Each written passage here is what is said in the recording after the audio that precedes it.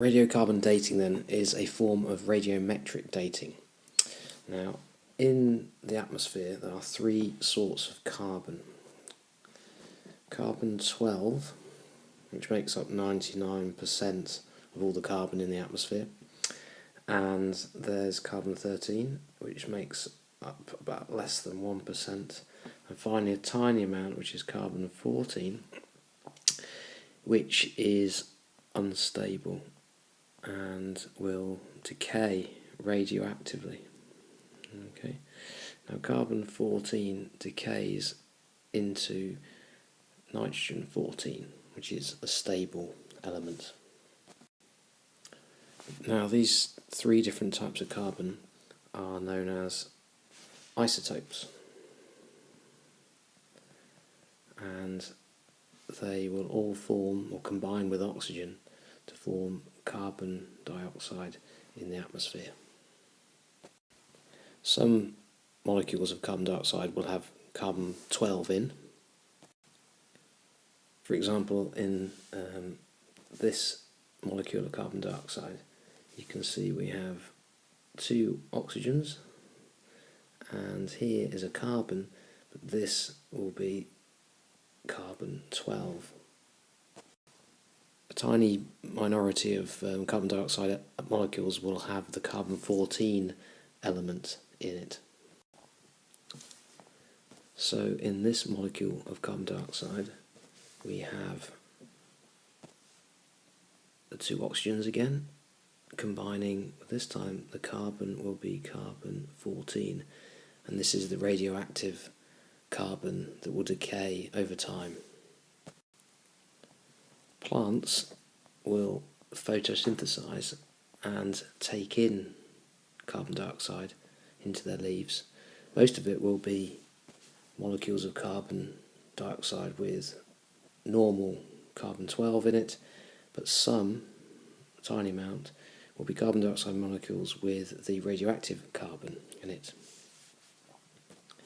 As soon as the carbon 14 gets into the plant, it will start to decay into nitrogen 14. But as the plant is alive, it will continue to photosynthesize and continue to take in carbon dioxide, and some of those molecules will be of carbon 14, and hence it will be replaced, keeping the carbon 14 content in the plant stable. So if we measure the amount of carbon 12 and carbon 14 in a living plant, it will look something like this. So over time there will be 100% carbon 12, this doesn't decay and keep being replaced, and there will also be 100%, just right underneath this line, but it's 100% carbon 14, because that's being constantly replaced as well.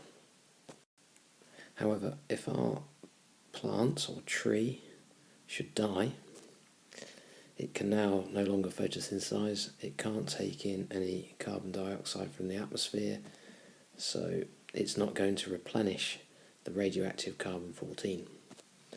So in the plant now, the carbon 14 will decay to form nitrogen 14. Over time then, instead of remaining constant in a living plant,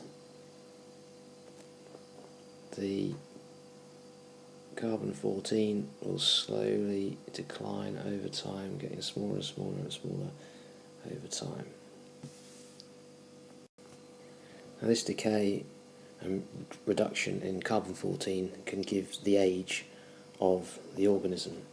For example, after a certain amount of time, half of the original unstable carbon 14 atoms will have decayed.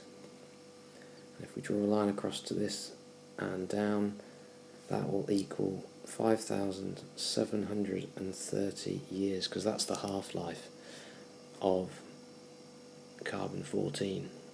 It takes 5,730 years for approximately half the original unstable carbon 14 atoms to decay into nitrogen 14.